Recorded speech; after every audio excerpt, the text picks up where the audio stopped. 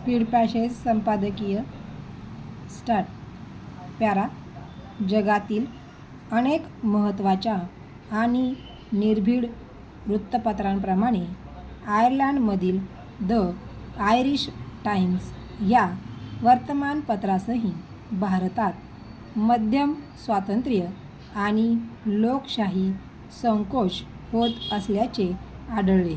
या वर्तमानपत्राने आपल्या संपादकीयात भारतातील सरकारी वरवट्यांचा दाखला दिला आणि आपचे अरविंद केजरीवाल यांच्या तुरुंगवासाचा उल्लेख केला.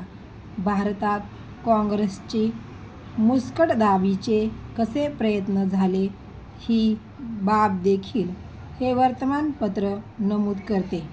मोदींची पकड घट्ट अशा शीर्षकाच्या या संपादकीयात भारतातील राजकीय परिस्थितीवर विविध अंगाने भाष्य आहे.